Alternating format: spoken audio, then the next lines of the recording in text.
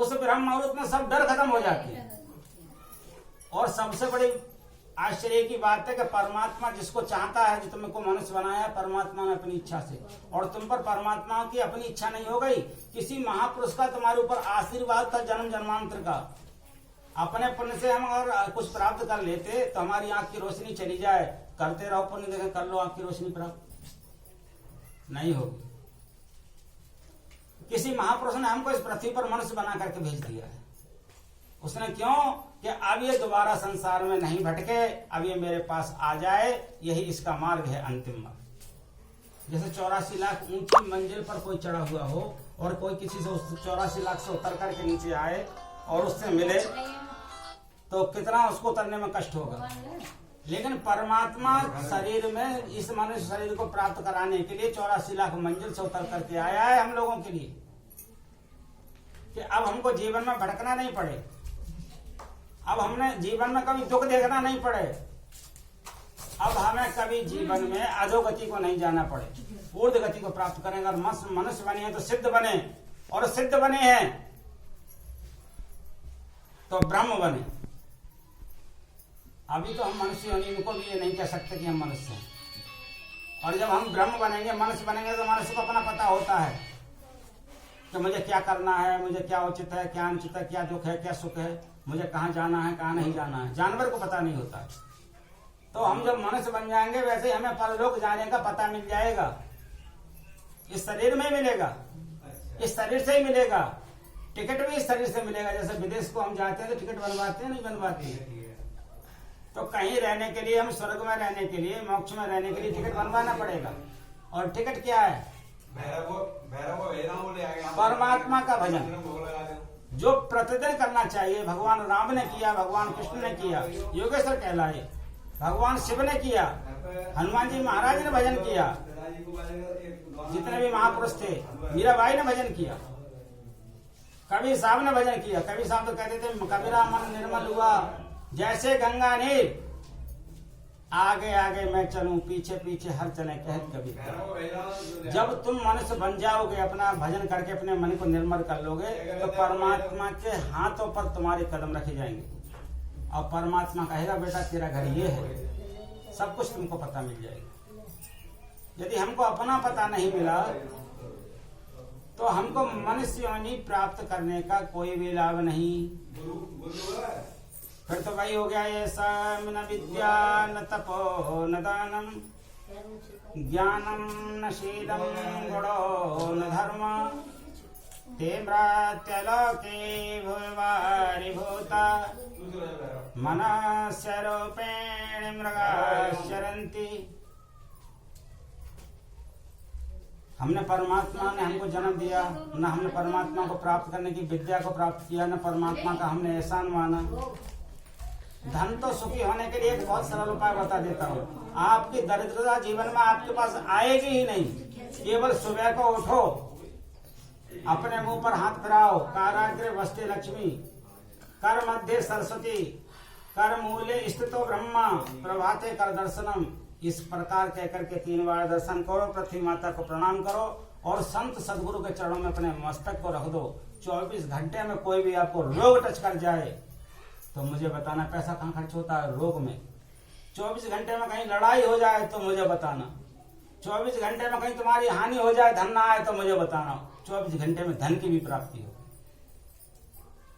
अपने आप घर बैठे माला माल हो सकते। लेकिन जो कर्म करते रहो उसी धन से माला माल हो जाओगे, लेकिन भगवान नहीं मिल जाएंगे। भगवान को प्राप्त करना ही सबसे बड़ा दुर्लभ काम है। अपने को जानना ही, संत सदगुरु को जानना ही सबसे बड़ा दुर्लभ काम है। इसके लिए तो भजन करना पड़ेगा, गुरु का मार्ग से भजन करना पड़ेगा। अपनी इच्छा से भजन करने से कुछ नहीं होने वाला। अपनी इच्छा से तुम ओम नमः शिवाय कहते रहो, चाहे जय श्री कृष्ण कहते रहो, चाहे राधे राधे कहते रहो, कुछ भी हाथ नहीं आएगा, पूरी जीवन निकल जाएगा। और गुरु की जब कृपा होगी, हमारे संत सदगुरु महर्षि में ही प्रातः स्मरणीय महर्षि में ही सदगुरु परमहंस महाराज के सुपुत्र परम पूज्य स्वामी व्यासानंद जी महाराज गोपाल जी महाराज की बगीची में एक बार प्रवचन कर रहे थे। और मैंने उनके चरणों में अपना मस्तक रख दिया। उन्होंने कुछ ना कुछ तो मुझ में देखा होगा, इस जन्म का देखा हो, उस जन्म का देखा हो, कोई ना कोई मेरा संबंध उनका जन्मार्थ का जरूर होगा। और मुझे देख करके कहने लगे, इस पंडित को ये मत सोचना कि ये कोई नकली पंडित, असली पंडित है। और मैंने इसको आशीर्वाद दे दिया कि जो मैंने 20 साल हिमालय की कंदरा में तपस्या की, वो मैंने सब इसको सौंप दी। मैं नंगा हूं, मैं तो उनकी आत्मा में प्रवेश कर गया और वो मेरी आत्मा में प्रवेश कर गए। अब मुझे कैसे चला रहे हैं मुझे नहीं पता, और लोगों का भला भी होता है, लेकिन जब कुछ भजन नहीं करने देते, मुझे से नहीं होता, तो मुझे वो ऐसा आशीर्वाद देते। उन्होंने जरूर मुझसे भजन कराया होगा, जरूर कुछ ना कुछ कर्म अच्छा कराया होगा, तभी आशीर्वाद दिया होगा। मैंने कुछ नहीं किया, सब उन्हीं ने कराया है और वो ही कर रहे हैं, ऐसा मानिएगा। लेकिन वो जीव पर दया कब करते हैं? ऐसे वो प्रत्येक जीव पर दया करने के लिए बैठे हुए। लेकिन जीव कम से कम सदकर्म करके, सच्ची आत्माओं से कुछ भजन करके उनकी शरण में कम से कम कुछ तो प्रार्थना निवेदित करे, कुछ तो उनके बताए हुए मार्ग पर चले। जब वो मार्ग पर चलेगा तो जहाँ सदगुरु रहते हैं, भाई हमारा ठिकाना हो जाएगा। जानत तुम्हें ही हो जाए, वही जगह हम प्राप्त कर लेंगे जो हम पाना चाहते हैं। जो जाने ता देव जनाई। जब हम उस मार्ग को जानना चाहेंगे तो क्या परमात्मा हमें, जब बच्चा पढ़ने जाता है और बच्चा कुछ नहीं जानता है, बच्चे को विश्वास होता है कि जो मेरा मास्टर मुझे पढ़ाएगा वो सही पढ़ाएगा, तो बच्चे के लिए मास्टर आ कहता है, बेटा बोलो आ, तो बच्चा बोलने लगता है आ। फिर कहता है बोलो बेटा बा, तो बा बोलने लगता है। धीरे धीरे वही बच्चा आ बा मिला करके अब बोलने लगता है। बच्चे को विश्वास है कि जो मेरे लिए मास्टर पढ़ा रहे हैं वो सही है, तो बच्चा पढ़ना सीख जाता है। माँ बाप का बच्चा होता है छोटा, माँ बाप से पूछता है, पापा जी ये क्या है, मम्मी जी ये क्या है, ये क्या है, ये कैसे होता है, वो कैसे होता है। बच्चे को विश्वास है कि मेरे मम्मी पापा जो मुझे बताएंगे सत्य बताएंगे, और मम्मी पापा उसका निराकरण कर देते, बच्चा वही मानने लगता है। इसी प्रकार से संत सद्गुरुओं की शरण में हम बच्चे बन करके रहेंगे और उनकी बात का अनुसरण करेंगे, वो हमें जो बताएंगे वो सब सही हो जाएगा। इस लोक में भी सुख हो जाएगा और परलोक में भी सुख हो जाएगा, और रहने का ठिकाना भी हमारा निश्चित हो जाएगा। रामायण साहब हमसे कह रही है कि जो जाने तय देव जनाई। जानत तुम्हें हो जाए, संत वचन कभी झूठ नहीं हो सकता। तो जिसके श्रवण समुद्र समाना, जिसके कान समुद्र के समान लालायित रहेंगे कथा सुनने के लिए। आपने श्रीमद् भागवत पुराण की कथा में सुना होगा कि एक राजा पृथु हुए थे, उन्होंने 10,000 वर्ष तक भगवान का पूजन किया, और 10,000 वर्ष के बाद भगवान प्रकट हो गए। आज भगवान का आपके सामने प्रकट हो जाए तो ना कहूँ मेरा 4-5 मंदिर को मकान बना दो, सब बालक नौकरी से लगा दो, अच्छी फैक्ट्री चला दो, और नेता को मिल जाए, नेता का कहो अब की बार इलेक्शन में जितवा दो।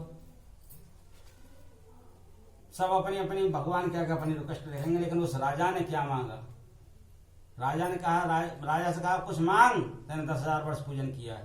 तो राजा ने कहा महाराज मुझे आप क्या देना चाहते हैं? बोले 3 लोगों का राज दे सकता हूं। बोले महाराज नहीं चाहिए। अमरता का वरदान मांग ले, बोले नहीं चाहिए। फिर क्या चाहते हो? बोले महाराज मुझको यदि आप देना ही चाहते हो तो 10,000 कान दे दीजिए, और कुछ नहीं चाहता। जिसके श्रवण समुद्र समाना, समुद्र के समान मेरे कान हो जाए, जहां कहीं भी तुम्हारा नाम लिया जा रहा हो उस नाम को मैं सुनता रहूं, जिससे मेरा इस लोक से लेकर परलोक तक उद्धार हो। सत्संग क्यों होते हैं? अपने लिए होते हैं? नहीं, दूसरों के कल्याण करने के लिए होते हैं। इतना समय तुम्हारा भगवान के नाम पर निकल गया, इस समय की कीमत को आप किसी भी वेद पुराण से, संत से मांगेंगे तो कोई देने के लिए, अदा करने के लिए का ताकत नहीं। और तो छोड़ो, ब्रह्मा विष्णु महेश में भी ताकत नहीं। एक बार एक दुष्ट कर्म करने वाला 2 भाई थे, वो राम का नाम नहीं लेता था। बड़ा भाई बड़ा भजन करता था, उसने लोगों को बुला करके, संत महात्माओं को बड़े प्रेशर से उससे राम का नाम लिखवाने की कोशिश की। उन्होंने कहा हमारा आपके यहाँ निमंत्रण दिया जाए तब हम नाम लिखवा सकते हैं। संत भजन कर रहे थे, एक कुटिया पर बैठ करके उन्होंने निमंत्रण दिया गया। वो 4 खाए 4 लटकाए आए, बोले संडे को भोजन करा रहा हुआ है, कहीं हराम की कमाई है। बोले भाई तुम भी हमारे साथ कर लो। बोले हम नहीं करेंगे। तुम्हारी तो हराम की खाने की आदत बन गई है। जाकर के कमरे में लेट गया। महात्मा ने कहा बुला करके लाओ अपने भाई को। बोले हमारी ताकत नहीं है महाराज, आप देख रहे कैसे बोल करके जा रहा था। बोले कुंडी बंद कर दो। और संत बैठ गए हाथ जोड़ करके, हे परमपिता परमात्मा, यदि हमने आपके नाम पर संन्यास धारण किया है, मन से कर्म से नहीं, कर्म तो सब कर रहे हैं, तो इस आत्मा की सद्बुद्धि दे दो। हमारे जन्म लेने का, हमारा भजन करने का उद्देश्य हमें प्राप्त हो जाएगा। कम से कम एक आत्मा तो हम सुधार के जा रहे हैं पृथ्वी लोक पर। इसे भूख पैदा कर दो जी, जबरदस्ती भूख खुलवाए के बाद भूख रोटी खाने की। जब उन्होंने इस प्रकार से प्रार्थना की, भगवान की कृपा हुई, उसको भूख पैदा हुई। कहीं ऐसा था ना वो सब अच्छो बनो, सब खा के चले जाए, देखो तो क्या बनू है। बोले आकर कुंडी खोलने लगे, कुंडी खोले नहीं। अरे बंद कर दी। बोले हाँ बंद कर दी। बोले खोलोगे नहीं खोलोगे? बोले नहीं खोलेंगे। क्यों नहीं खोलोगे? बोले एक शर्त पे खोलेंगे, तुम्हें राम कहना पड़ेगा। बोले कह देंगे जल्दी खोलो, हम भूख के मारे मर जाए। खाना लग करके आ गया। बोले राम कहा? बोले नहीं कहेंगे, हमारा माल उल्टा चोर कोतवाल को डांटे, नहीं कहेंगे। बोले कहना पड़ेगा। दोनों में हुज्जत हो गई। संत उनके ऊपर आ गया, संत ने उसका गला दबा लिया। बोले राम नाम कहता तो मार दूंगा जान से। बोले तू संत के कसाई, एक बार तो कब बात है? बोले चलो एक बार कहता हूँ, वो राम छोड़ दिया। अब छोड़ दिया, गला तो भोजन किया, वो कहीं जाकर दुष्कर्म में वो फंस गया और मारा गया। जब पहुंचा तो यमदूत ने धर्मराज के सामने जाकर के पेश किया, कहा महाराज इस आदमी ने जीवन में केवल एक बार भगवान का नाम लिया है और जीवन भर तो सब कर्म किया है। अब बताइए क्या क्या करना चाहिए? बोले पूछो सही किसका फल जानता है? बोले महाराज मैं फल जो चाह सो दे दियो, लेकिन संत ने इतना मेरे पे प्रभाव किया, इस राम के नाम की कीमत क्या है ये मुझे पता मिल जाना चाहिए। अब तो धर्मराज के नीचे की कुर्सी खसक गई। सब वेदों को उठा करके देखा, कहीं भी ठिकाना नहीं मिला राम के नाम का, तो इसकी कीमत क्या है? तुरंत ब्रह्मा जी के पास गए। बोले आप तो सृष्टि की रचना करते हो, आपको तो पता होगा। बोले जिनका नाम लेता हूँ, प्रपंच जितना भी मैं रच रहा हूँ संसार का, तप बल से रच रहा हूँ, बस उनका गुणगान कर रहा हूँ, लेकिन उन्होंने अपना कोई भी मेरे को ऐसा नहीं बताया कि राम के नाम की इतनी कीमत है। बोले भगवान भोलेनाथ को जरूर पता होगा। भोलेनाथ के पास पहुंच गए। बोले प्रभु आप तो सर्वस्व भगवान के नाम पर समर्पण हो, कैलाश पर रहते हो, न धूप का डर है, न छां का डर है, न पर्व का डर है, आप सदा दिन मस्त रहते हो भगवान के नाम में, कम से कम इस नाम की कीमत तो बता दो। ये सुनकर के तो भोलेनाथ अपने आसन से खड़े हो गए। बोले कीमत तो हमें भी पता नहीं लगा। बोले इस जीव आत्मा को लाओ। तो उन्होंने अपने कंधों पर रख लिया और भगवान के पास पहुंचे। प्रभु ये आपके नाम की कीमत हम जानना चाहते। इस आपकी प्राणी ने पूछा। कुछ भी जीवन में ऐसा अच्छा नहीं किया, केवल आपका एक बार नाम पुकारा है। बोले इस प्राणी को इधर लाओ। भगवान ने उस प्राणी को लिया, अपनी जंघा पर रख लिया उसका सिर, और सिर को सहला लिया। ऐसा मैंने संतों के द्वारा सुना। एक बार राम कहने पर इतना बड़ा कीमत कि वो भगवान के चरण में उसका सर पहुंच गया और भगवान उसको सहलाने लगे। अब आपने जो 1 घंटा यहाँ पर समय दिया, 1 घंटा भगवान के नाम की चर्चा सुनी, अपने रहने का ठिकाना सुना। यदि आप राम से जुड़ जाओगे, भगवान से जुड़ जाओगे, सदगुरु से जुड़ जाओगे, तो जान तो तुम्हें हो जाए, तुम वही हो जाओगे। और वहां जहां वो रहते हैं वहीं तुम्हारा स्थान हो जाएगा। संसार की इस मिट्टी में, इस गंदगी में, संसार के वातावरण में कहीं भी आपको भटकना नहीं पड़ेगा। संसार में रहोगे तब भी मस्त रहोगे, और वहां रहोगे तब भी मस्त रहोगे। और जिसको देखोगे वो भी मस्त हो जाएगा, जिससे कहोगे वो भी मस्त हो जाएगा, जिसकी सुन लोगे दुखों की वो भी मस्त हो जाएगा। इतनी बड़ी कृपा है भगवान की, जो भगवान के नाम से जुड़ जाती है। जिसका कुछ खा लोगे वो भी मस्त हो जाएगा, उसका भी पाप शुद्ध हो जाएगा।